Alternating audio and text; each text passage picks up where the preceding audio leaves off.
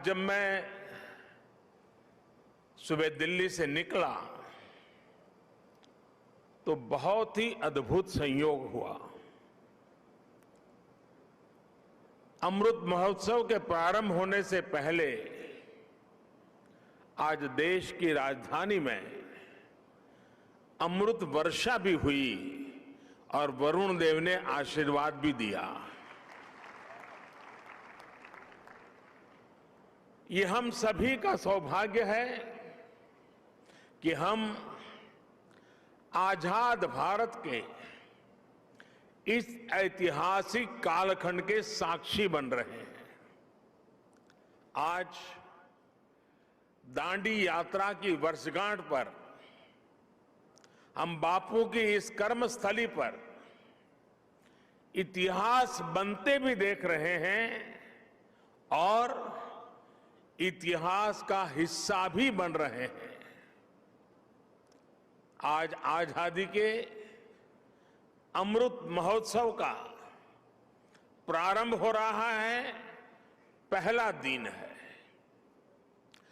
अमृत महोत्सव 15 अगस्त 2022 से 75 सप्ताह पूर्व आज प्रारंभ हुआ है और 15 अगस्त 2023 तक चलेगा।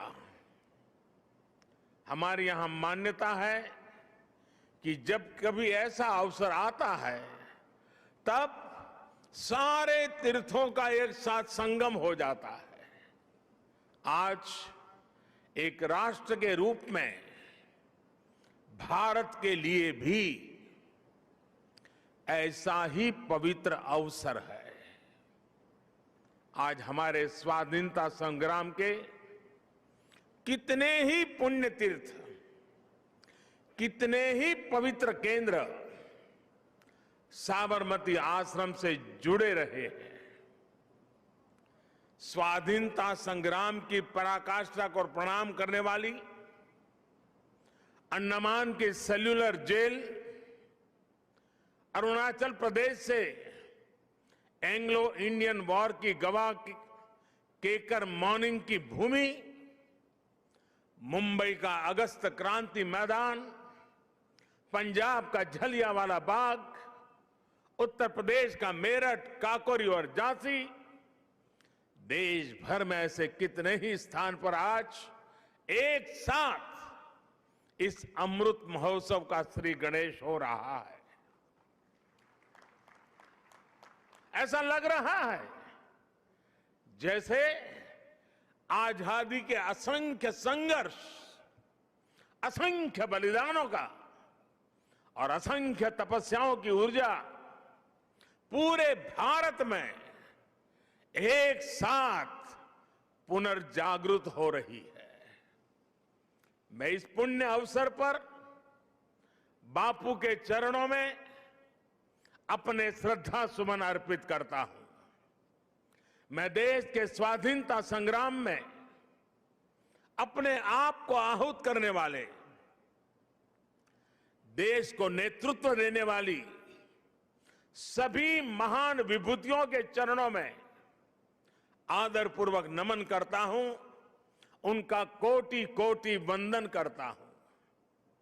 मैं उन सभी वीर जवानों को भी नमन करता हूं जिन्होंने आजादी के बाद भी राष्ट्र रक्षा की परंपरा को जीवित रखा, देश की रक्षा के लिए सर्वोच्च बलिदान दिए, शहीद हो गए।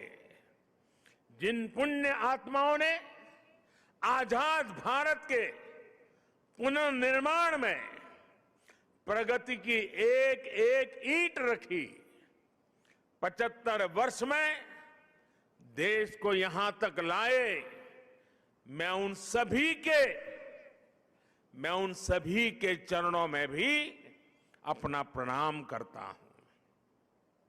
साथियों, जब हम गुलामी के उस दौर की कल्पना करते हैं जहां करोड़ों करोड़ लोगों ने सदियों तक आजादी की एक सुबह का इंतजार किया, तब यह एहसास और बढ़ता है कि आजादी के 75 साल का अवसर कितना ऐतिहासिक है, कितना गौरवशाली है। इस पर्व में शाश्वत भारत की परंपरा भी है, स्वाधीनता संग्राम की परछाई भी है और आजाद भारत के गौरवान्वित करने वाली प्रगति भी है। इसलिए अभी आपके सामने जो प्रेजेंटेशन रखा गया उसमें अमृत महोत्सव के 5 स्तंभों पर विशेष जोर दिया गया है। Freedom struggle, ideas at 75, achievements at 75, actions at 75 और रिजॉल्व्स एट 75। ये पांचों स्तंभ आजादी की लड़ाई के साथ साथ आजाद भारत के सपनों और कर्तव्यों को देश के सामने रखकर आगे बढ़ने की प्रेरणा देंगे। इन्हीं संदेशों के आधार पर आज अमृत महोत्सव की वेबसाइट के साथ चरखा अभियान और आत्मनिर्भर इंक्यूबेटर को भी लॉन्च किया गया है। भाइयों और बहनों, इतिहास साक्षी है कि किसी राष्ट्र का गौरव तभी जागृत रहता है जब वो अपने स्वाभिमान और बलिदान की परंपराओं को अगली पीढ़ी को भी सिखाता है, संस्कारित करता है, उन्हें इसके लिए निरंतर प्रेरित करता है। किसी राष्ट्र का भविष्य तभी उज्जवल होता है जब वो अपने अतीत के अनुभवों और विरासत के गर्व से पल पल जुड़ा रहता है। फिर भारत के पास तो गर्व करने के लिए अथाह भंडार है, समृद्ध इतिहास है, चेतनामय सांस्कृतिक विरासत है। इसलिए आजादी के 75 साल का यह अवसर एक अमृत की तरह वर्तमान पीढ़ी को प्राप्त होगा। एक ऐसा अमृत जो हमें प्रतिपल देश के लिए जीने, देश के लिए कुछ करने के लिए प्रेरित करेगा। साथियों, हमारे यहां वेदों में एक वाक्य है, मृत्यो मृक्षीय मामृताम, अर्थात हम दुख, कष्ट, क्लेश और विनाश से निकलकर अमृत की तरफ बढ़ें, अमरता की ओर बढ़ें। यही संकल्प आजादी के इस अमृत महोत्सव का भी है। आजादी का अमृत महोत्सव यानी आजादी की ऊर्जा का अमृत। आजादी का अमृत महोत्सव यानी स्वाधीनता सेनानियों से प्रेरणाओं का अमृत। आजादी का अमृत महोत्सव यानी नए विचारों का अमृत, नए संकल्पों का अमृत। आजादी का अमृत महोत्सव यानी आत्मनिर्भरता का अमृत। और इसलिए ये महोत्सव राष्ट्र के जागरण का महोत्सव है। ये महोत्सव सुराज्य के सपने को पूरा करने का महोत्सव है। ये महोत्सव वैश्विक शांति का, विकास का महोत्सव है। साथियों, अमृत महोत्सव का शुभारंभ दांडी यात्रा के दिन हो रहा है।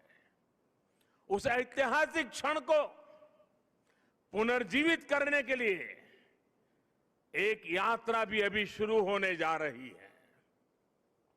ये अद्भुत संयोग है कि दांडी यात्रा का प्रभाव और संदेश भी वैसा ही है जो आज देश अमृत महोत्सव के माध्यम से लेकर आगे बढ़ रहा है। गांधी जी की इस एक यात्रा ने आजादी के संघर्ष को एक नई प्रेरणा के साथ जन जन से जोड़ दिया था। इस एक यात्रा ने अपनी आजादी को लेकर भारत के नजरिए को पूरी दुनिया तक पहुंचा दिया था। ऐसा ऐतिहासिक और ऐसा इसलिए क्योंकि बापू की दांडी यात्रा में आजादी के आग्रह के साथ साथ भारत के स्वभाव और भारत के संस्कारों का भी समावेश था। हमारे यहां नमक को कभी उसकी कीमत से नहीं आंका गया। हमारे यहां नमक का मतलब है ईमानदारी। हमारे यहां नमक का मतलब है विश्वास। हमारे यहां नमक का मतलब है वफादारी। हम आज भी कहते हैं कि हमने देश का नमक खाया है। ऐसा इसलिए नहीं क्योंकि नमक कोई बहुत कीमती चीज है। ऐसा इसलिए क्योंकि नमक हमारे यहां श्रम और समानता का प्रतीक है। उस दौर में नमक भारत की आत्मनिर्भरता का एक प्रतीक था। अंग्रेजों ने भारत के मूल्यों के साथ साथ इस आत्मनिर्भरता पर भी चोट की। भारत के लोगों को इंग्लैंड से आने वाले नमक पर निर्भर हो जाना पड़े। गांधी जी ने देश के उस पुराने दर्द को समझा, जन जन से जुड़ी उस नब्ज को पकड़ा और देखते ही देखते ये आंदोलन हर एक भारतीय का आंदोलन बन गया, हर एक भारतीय का संकल्प बन गया। साथियों, इसी तरह आजादी की लड़ाई में अलग अलग संग्रामों, अलग अलग घटनाओं की भी अपनी प्रेरणाएं हैं, अपने संदेश हैं, जिन्हें आज का भारत आत्मसात कर आगे बढ़ सकता है।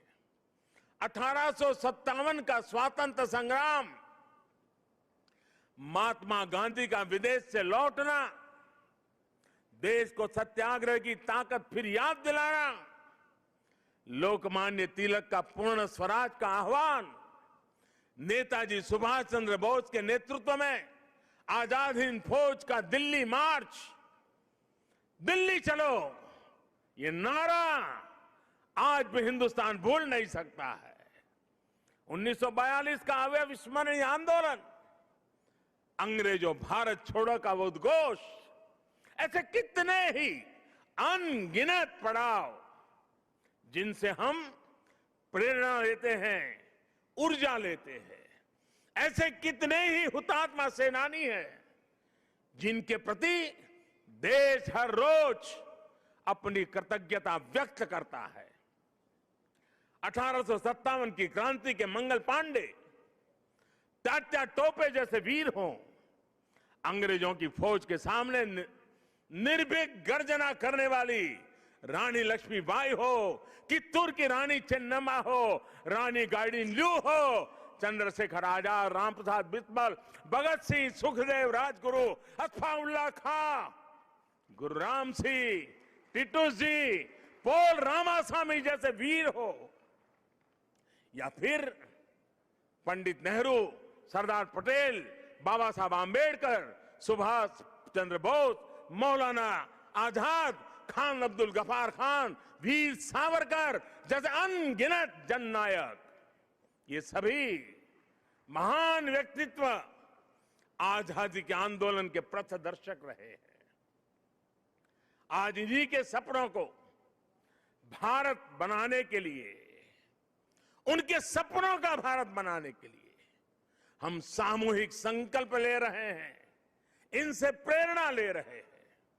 साथियों, हमारे स्वाधीनता संग्राम में ऐसे भी कितने आंदोलन हैं, कितने ही संघर्ष हैं जो देश के सामने उस रूप में नहीं आए जैसे आने चाहिए थे। ये एक एक संग्राम, संघर्ष अपने आप में भारत की असत्य के खिलाफ सत्य की सशक्त घोषणाएं हैं। एक एक संग्राम भारत के स्वाधीन स्वभाव के सबूत है।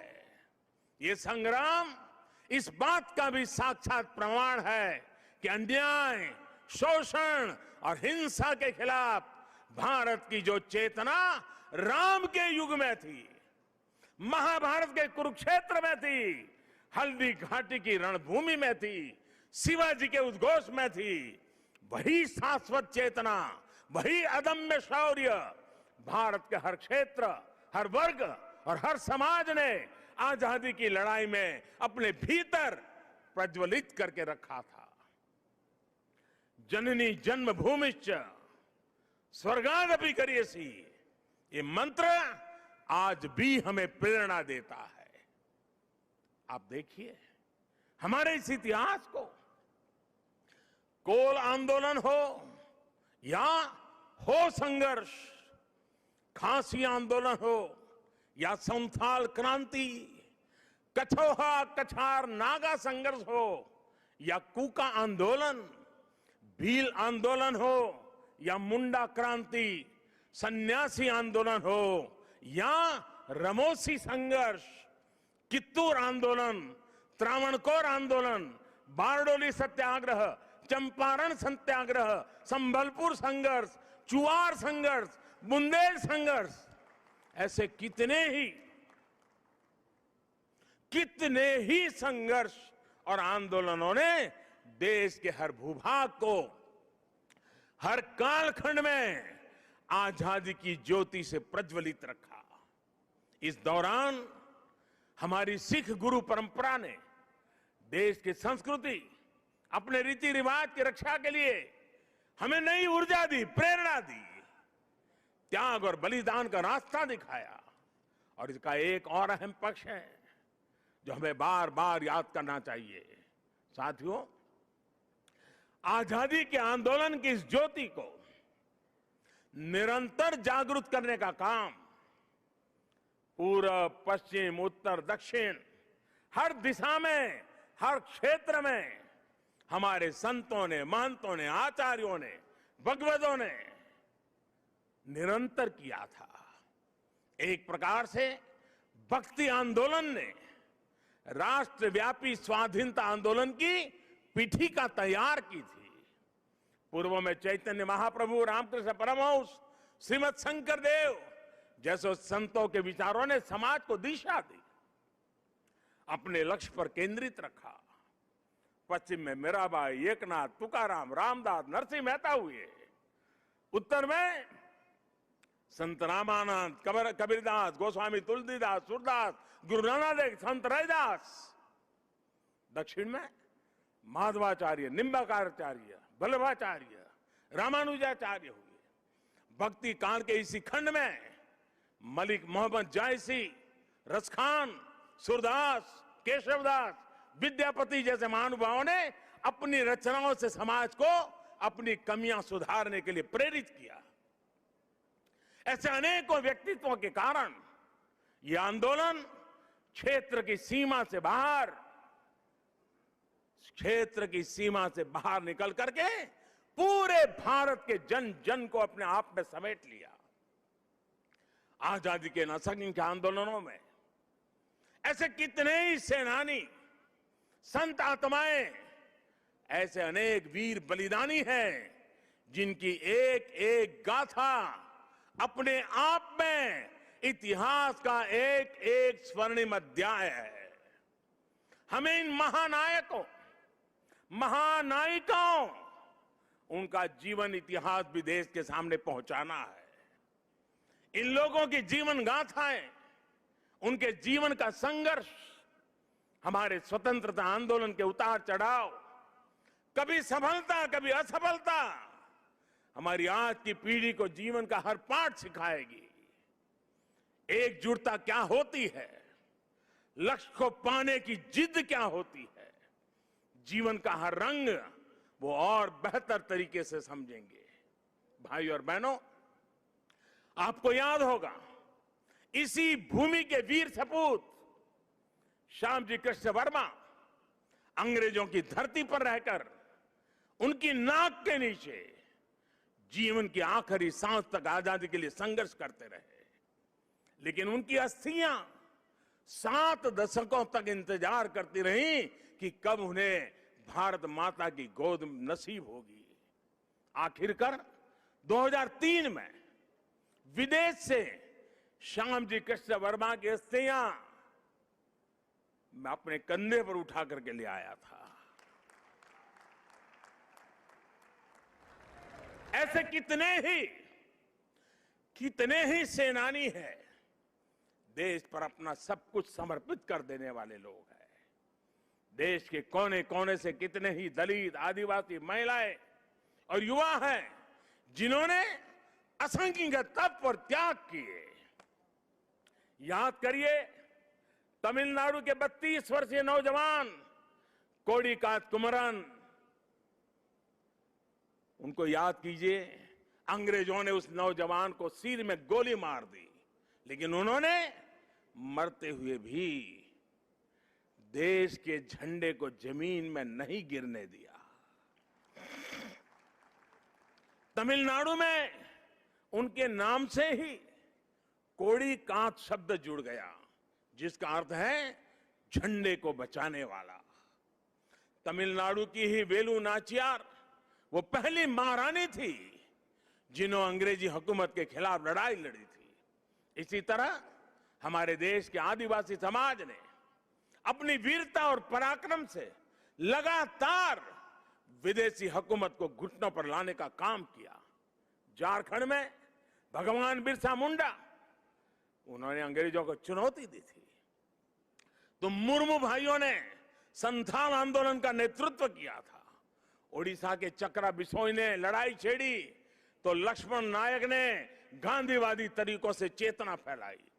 आंध्र प्रदेश में मन्यम बिरुडी यानी जंगलों के हीरो अल्लूरी सीराराम राजू ने रंपा आंदोलन का बिगुल फूंका था।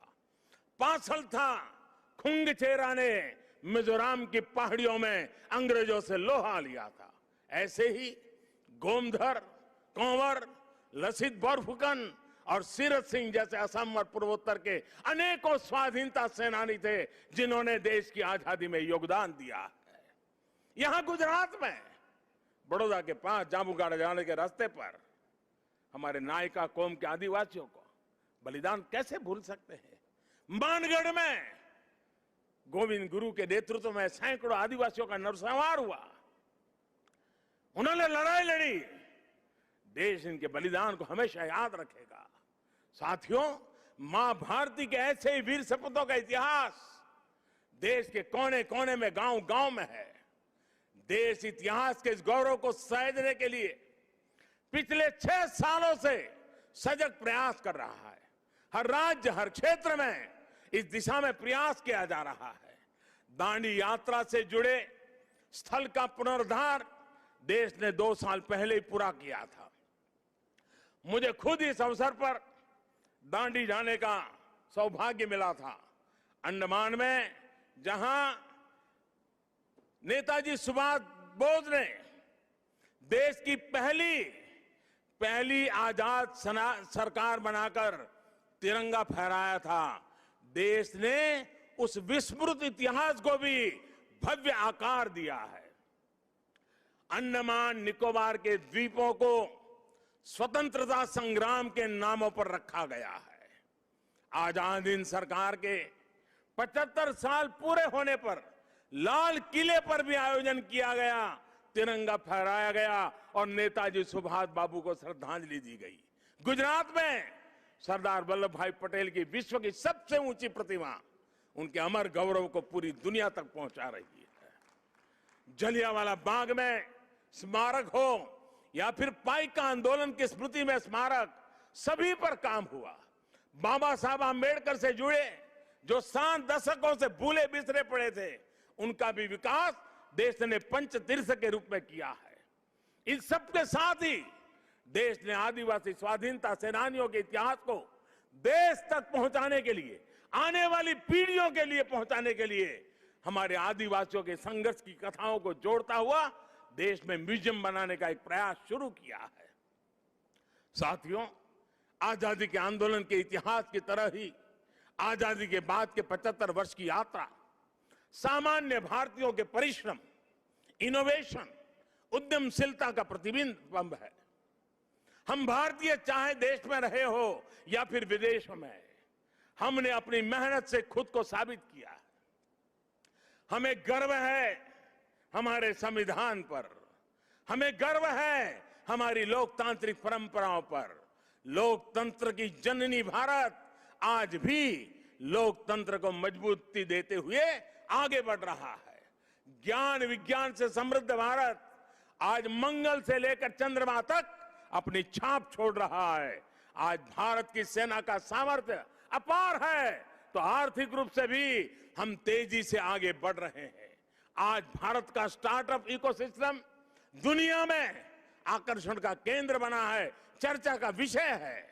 आज दुनिया के हर मंच पर भारत की क्षमता और भारत की प्रतिभा की गूंज है। आज भारत अभाव के अंधकार से बाहर निकलकर 130 करोड़ से अधिक आकांक्षाओं की पूर्ति के लिए आगे बढ़ रहा है। साथियों, ये भी हम सभी का सौभाग्य है। आजाद भारत के 75 साल और नेताजी सुभाष चंद्र बोस की जन्म जयंती के 125 वर्ष हम साथ साथ मना रहे हैं। ये संगम सिर्फ तिथियों का ही नहीं, बल्कि अतीत और भविष्य के भारत के विजन का भी अद्भुत मेल है।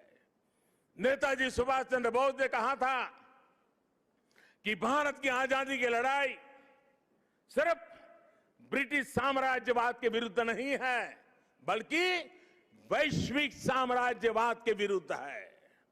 नेताजी ने भारत की आजादी को पूरी मानवता के लिए जरूरी बताया था। समय के साथ नेताजी की यह बात सही सिद्ध हुई।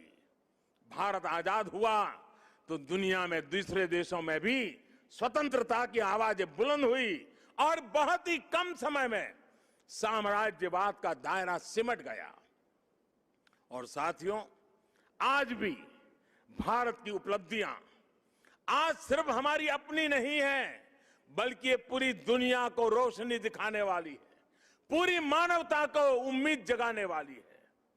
भारत की आत्मनिर्भरता से ओतप्रोत हमारी विकास यात्रा पूरी दुनिया की विकास यात्रा को गति देने वाली है। कोरोना काल में यह हमारे सामने प्रत्यक्ष सिद्ध भी हो रहा है। मानवता को महामारी के संकट से बाहर निकालने में, वैक्सीन निर्माण में भारत की आत्मनिर्भरता का आज पूरी दुनिया को लाभ मिल रहा है।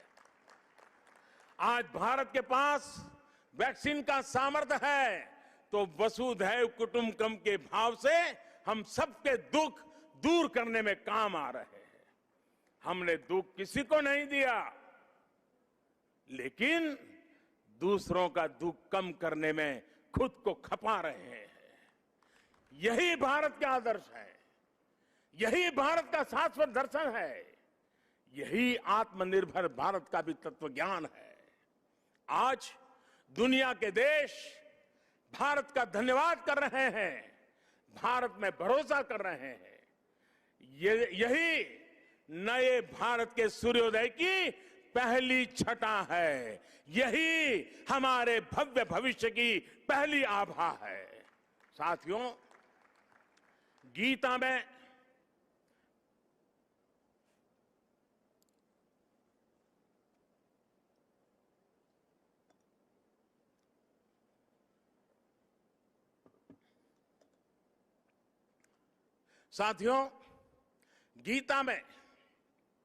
भगवान श्री कृष्ण ने कहा है, सम दुख सुखम धीरम सह, सम दुख सुखम धीरम सह अमृतत्वाय कल्पते, अर्थात जो सुख दुख आराम चुनौतियों के बीच भी धैर्य के साथ अटल अड़िग और सम रहता है, वही अमृत को प्राप्त करता है, अमरत्व को प्राप्त करता है। अमृत महोत्सव से भारत के उज्जवल भविष्य का अमृत प्राप्त करने के हमारे मार्ग में यही मंत्र हमारी प्रेरणा है। आइए हम सब दृढ़ संकल्प होकर इस राष्ट्र यज्ञ में अपनी भूमिका निभाएं। साथियों, आजादी के अमृत महोत्सव के दौरान देशवासियों के सुझावों से, उनके मौलिक विचारों से अनगिनत असंख्य आइडिया निकलेंगे। कुछ बातें अभी जब मैं आ रहा था तो मेरे मन में भी चल रही थी। जन भागीदारी, जन सामान्य को जोड़ना। देश का कोई नागरिक ऐसा न हो कि इस अमृत महोत्सव का हिस्सा न हो। अब जैसे मान लीजिए हम छोटा सा एक उदाहरण दें। अब सभी स्कूल कॉलेज आजादी से जुड़ी हुई 75 घटनाओं का संकलन करें। हर स्कूल तय करे कि हमारी स्कूल आजादी के 75 घटनाओं का संकलन करेगी। 75 ग्रुप बनाए, उन घटनाओं पर वो 75 विद्यार्थी, 75 ग्रुप, जिसमें 800, 1000, 2000 विद्यार्थी हो सकते हैं। एक स्कूल ये कर सकता है। छोटे छोटे हमारे शिशु मंदिर के बच्चे होते हैं, बाल मंदिर के बच्चे होते हैं। आजादी के आंदोलन से जुड़े 75 महापुरुषों की सूची बनाए, उनकी वेशभूषा करें, उनके एक एक वाक्य को बोले, उसका कंपटीशन हो। स्कूल में भारत के नक्शे पर आजादी से जुड़े 75 स्थान चिन्हित किए जाए। बच्चों को बताया जाए, बताओ भाई बारडोली कहाँ आया, चंपारण कहाँ आया। लॉ कॉलेज के छात्र छात्राएं ऐसी 75 घटनाएं खोजे, और मैं हर कॉलेज से आग्रह करूंगा, हर लॉ स्कूल से आग्रह करूंगा, 75 घटनाएं खोजे जिसमें आजादी की लड़ाई जब चल रही थी तब कानूनी जंग कैसे चला, कानूनी लड़ाई कैसे चली, कौन लोग थे कानूनी लड़ाई लड़ रहे थे, आजादी के वीरों को बचाने के लिए कैसे कैसे प्रयास हुए, अंग्रेज सल्तनत के जुडिशरी का क्या रवैया था। सारी बातें हम लिख सकते हैं। जिनका इंटरेस्ट नाटक में है वो नाटक लिखे, फाइनेंस के विद्यार्थी उन घटनाओं पर पेंटिंग बनाए, जिसका मन करे कि वो गीत लिखे वो कविताएं लिखे। ये सब शुरू में हस्तलिखित हो, बाद में इसको डिजिटल स्वरूप भी दिया जाए। और मैं चाहूंगा कुछ ऐसा कि हर स्कूल कॉलेज का ये प्रयास उस स्कूल कॉलेज की धरोहर बन जाए, और कोशिश हो कि ये काम इसी 15 अगस्त से पहले पूरा कर लिया जाए। अब देखिए पूरी तरह वैचारिक अधिष्ठान तैयार हो जाएगा। बाद में इसे जिला व्यापी, राज्यव्यापी, देशव्यापी स्पर्धाएं भी आयोजित हो सकती हैं। हमारे युवा, हमारे स्कॉलर्स ये जिम्मेदारी उठाएं कि वो हमारे स्वाधीनता सेनानियों के इतिहास लेखन में देश के प्रयासों को पूरा करेंगे। आजादी के आंदोलन में और उसके बाद हमारे समाज की जो उपलब्धियां रही है उन्हें दुनिया के सामने और प्रखरता से लाएंगे। मैं कला, साहित्य, नाट्य जगत, फिल्म जगत और डिजिटल एंटरटेनमेंट से जुड़े लोगों से भी आग्रह करूंगा। कितनी अद्वितीय कहानियां हमारे अतीत में बिखरी पड़ी है, इन्हें तलाशिए, इन्हें जीवंत कीजिए, आने वाली पीढ़ी के लिए तैयार कीजिए। अतीत से सीखकर भविष्य के निर्माण की जिम्मेदारी हमारे युवाओं को ही उठानी है। साइंस हो, टेक्नोलॉजी हो, मेडिकल हो, पॉलिटिक्स हो, आर्ट हो, कल्चर हो, आप जिस भी फील्ड में हैं, अपनी फील्ड का कल, आने वाला कल बेहतर कैसे हो, इसके लिए प्रयास किया जाए। मुझे विश्वास है कि 130 करोड़ देशवासी आजादी के इस अमृत महोत्सव से जब जुड़ेंगे, लाखों स्वाधीनता सेनानियों से प्रेरणा लेंगे, तो भारत बड़े से बड़े लक्ष्यों को पूरा करके रहेगा। अगर हम देश के लिए, समाज के लिए हर हिंदुस्तानी अगर एक कदम चलता है तो देश 130 करोड़ कदम आगे बढ़ जाता है। भारत एक फिर आत्मनिर्भर बनेगा, विश्व को नई दिशा दिखा देगा। इन्हीं शुभकामनाओं के साथ आज जो दांडी यात्रा के लिए चल रहे हैं, एक प्रकार से बड़े तामझाम के बिना छोटे स्वरूप में आज उसका प्रारंभ हो रहा है। लेकिन आगे चलते चलते चलते जैसे दिन बीतते जाएंगे, हम 15 अगस्त के निकट पहुंचेंगे। ये एक प्रकार से पूरे हिंदुस्तान को अपने में समेट लेगा, ऐसा बड़ा महोत्सव बन जाएगा, ऐसा मुझे विश्वास है। हर नागरिक का संकल्प होगा, हर संस्था का संकल्प होगा, हर संगठन का संकल्प होगा, देश को आगे ले जाने का, आजादी के दीवानों को श्रद्धांजलि देने का यही रास्ता होगा। मैं इन्हीं कामना के साथ, इन्हीं शुभकामनाओं के साथ मैं फिर एक बार आप सबको बहुत बहुत धन्यवाद देता हूं। मेरे साथ बोलेंगे भारत माता की, भारत माता की, भारत माता की, भारत माता की। वंदे वंदे वंदे वंदे। जय हिंद, जय